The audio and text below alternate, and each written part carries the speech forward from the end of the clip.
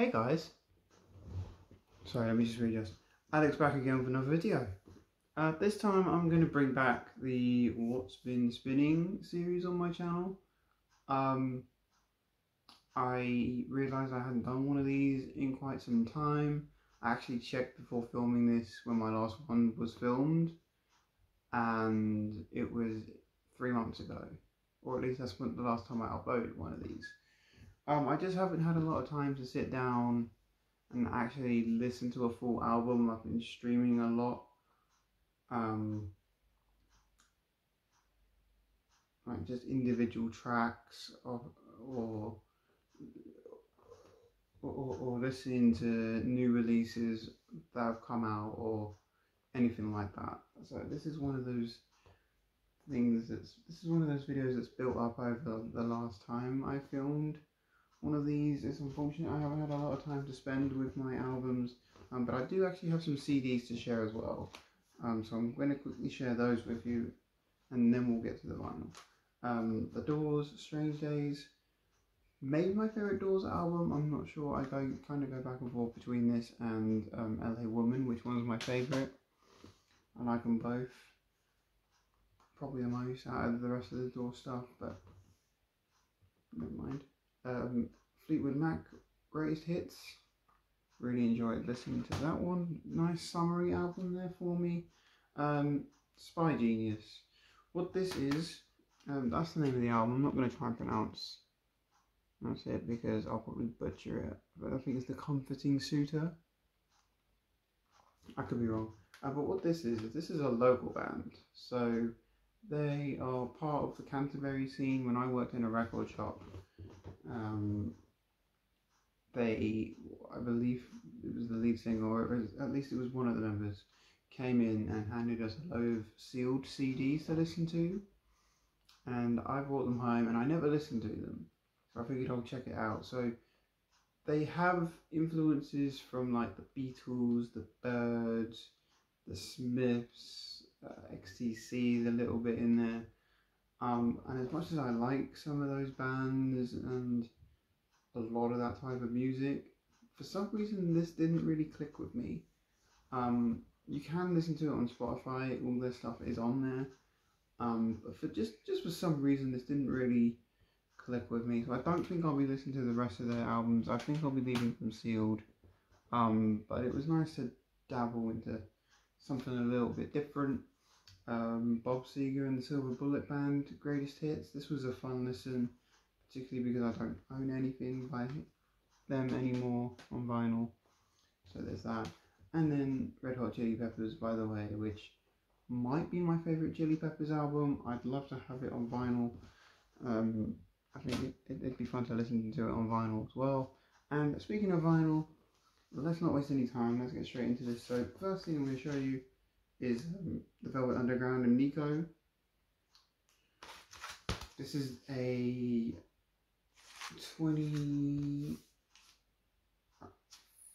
I want to say 2014 reissue, but I'm not actually entirely sure. I can't remember off the top of my head.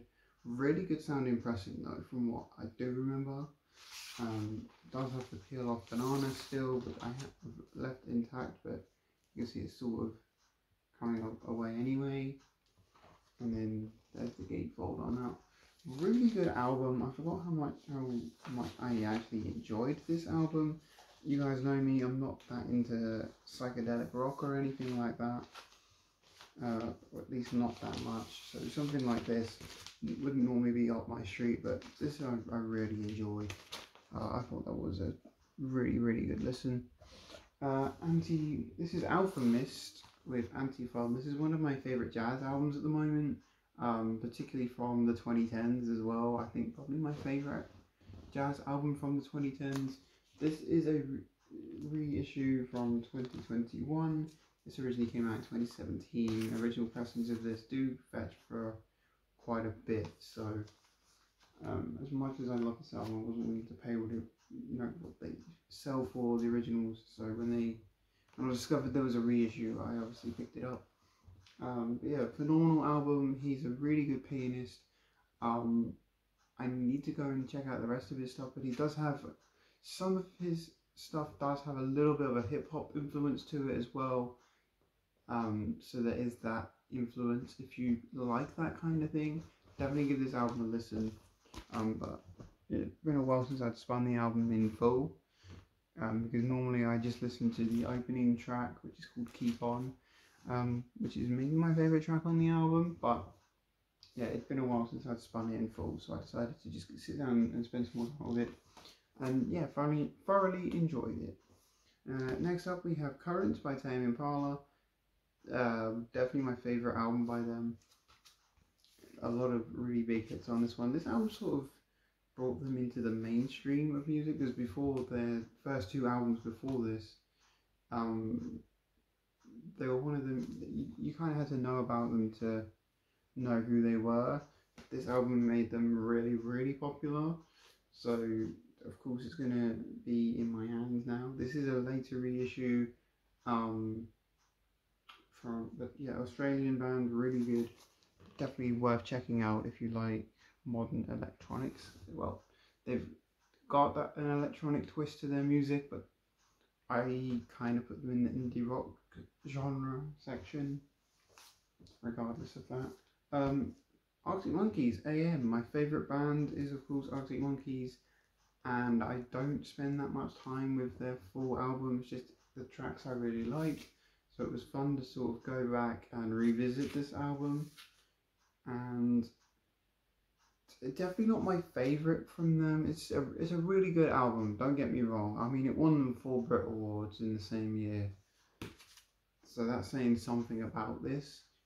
But it's more the fact that when I listen through it, it's kind of like listening to one really long song.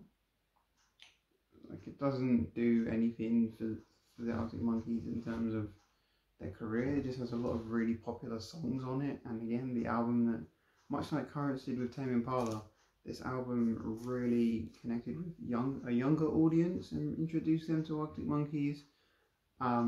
So yeah, really good. It's still a fantastic album, like I said, but just because of how popular it is, and it's one of them ones you see in everyone's collection, just because of that, it isn't my favourite, but I decided to give that one a spin because I was just in the mood to listen to that one. A little piece of hip hop here. This is Prime with their album Prime 2. So Prime is a hip hop duo, kind of super group, if you will, formed by Royster 5'9" and DJ Premier. I hadn't listened to this album in full since it came out actually. So this was a fun revisit for me, and I haven't got their first album on vinyl. I really should pick that up, and I'm really hoping that we get more from them because both of the albums have been really solid. Yeah, Prime 2 by Prime, fantastic album. Definitely give it a listen if you're into hip hop, particularly anything produced by DJ Premier. That was the main connection there for me, because DJ Premier is my favourite producer in hip hop. So anything with his name on it, I basically grab it, and that's that situation. The Horace Silver Quintet, yeah, Song for My Father. Another one I hadn't spent some time with in quite some time, and again, thoroughly enjoyed this one. Obviously a reissue, 2017 reissue, I believe, on this one from the Blue Note Classics series they did, I'm pretty sure. But yeah, there it is. Or Jazz Classics series that they did. But really good sounding pressing, really interesting to have this one. It does sound good. I really enjoyed listening to this album for the first time in a while, and yeah, just overall fun listen. If you like jazz, you don't know that album, I definitely recommend it. Some more hip hop, again, a newer one. This is Czarface's Artificial Intelligence. It was one of my favourite albums of 2023, so of course I'm going to spend a bit more time with this one.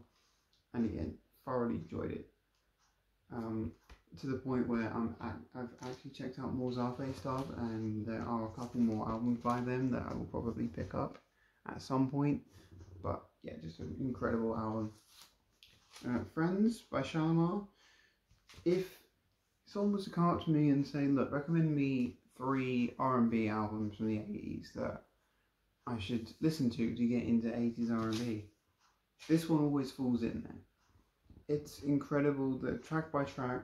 I personally don't think there's a bad track on it. It's one of those go-tos for me when it comes to 80s R&B. I mean, let me just rule off some of the singles for you so you can know what's on it. I Can Make You Feel Good, A Night to Remember, Friends, the title track.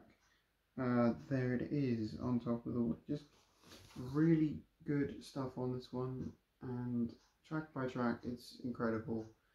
Really good album there. Of course, they've all done their own solo stuff, and we all know the story of Jeffrey Daniels here, the guy that showed Michael Jackson how to do the moonwalk. Fun little fact there for you. James Bay, this is Chaos and the Chain.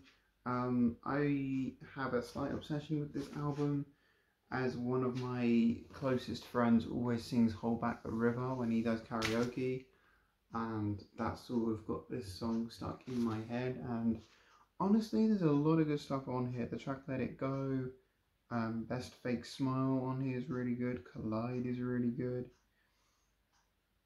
Yeah, I didn't realise how good the full album was until I bought this on vinyl. Fantastic stuff. Love that one. The soundtrack to 8 Mile, yeah. Recently re-listened to it because I realised there was some tracks on here I listened to like individually. So I listened to Lose Yourself by Eminem. That's like my favourite song of all time. The track 8 Mile by Eminem as well. We've got a track on here by Gang Starr called Battle, which is really good. The song Spit Shine by Exhibit is really good, but again, hadn't spent a lot of time with the album in full. So here it is. Decided to go back, revisit it. Love the album, beautiful.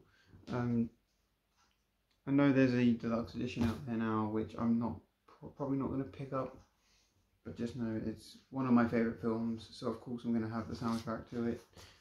Some more jazz here. This is Nabaya Garcia. If you're not familiar with her, definitely give her a listen. This was my second favourite album of 2020 when it came out. She's got a new album coming out in September of this year, and if you like sort of spiritual jazz, she's definitely up there as a high recommendation from me. She's London based, so she's based in Camden Town, and she plays the tenor sax. But she has a really good band behind this album, and there's a few features on here that are actually really, really good.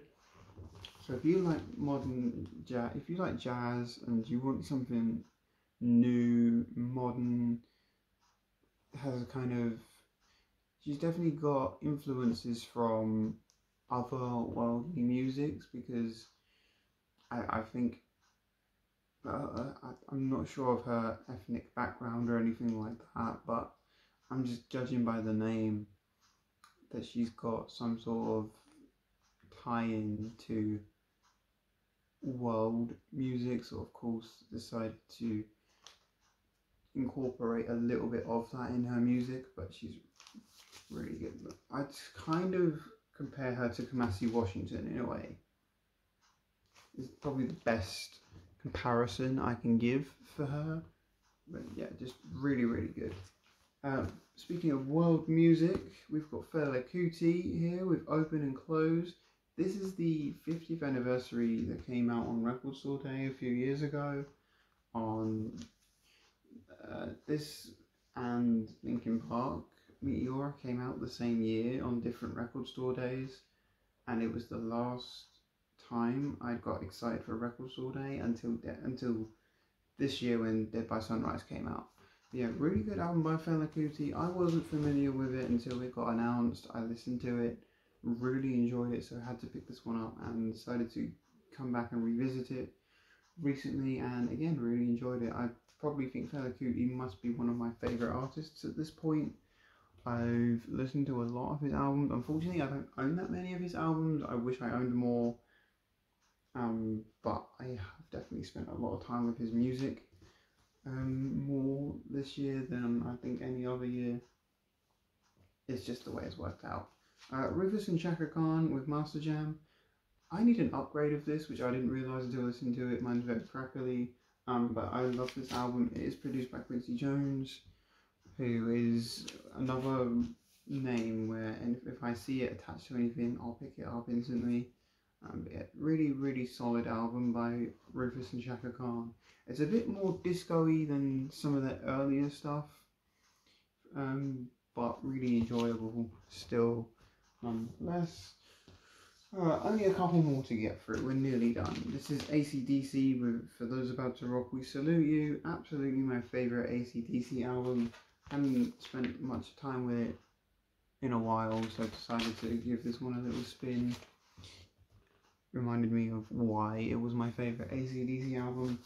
And finally we have The Meters with Look Pai Pai. This is a 1990 reissue. There is a little piece on the back about The Meters here, which if I haven't actually read it all, but sounds pretty interesting. But yeah, obviously some pioneers of funk music, if you will. A lot of their big track was Sissy Strut, which is unfortunately not on this album. It was an earlier album that it came out on, but this is still a solid album by them. I think every track on here is on average about 2.5 minutes, so it's not a long album particularly, but still really good by them. I love The Meters. I wish I had more of their stuff on vinyl. But again, they're just one of them bands that over here you just never see them, because people that like their music generally tend to keep hold of it. Anyway, that's going to be it for this video, guys. Thanks so much for tuning back into the channel. Really hope you guys enjoyed it. If you discovered something new here because of this video, please let me know what your favourite album was that you've discovered, or if you've seen a favourite album in the stack in general, let me know. Let's have a friendly discussion in the comments. Give this video a thumbs up if you did enjoy it. Make sure you subscribe. That way, well, I'm trying to get to 400 subs by the end of the year. And I'm hoping we can do that. And also make sure the bell's switched on. That way you never miss an upload. And with all that, I will see you guys again very soon. Bye.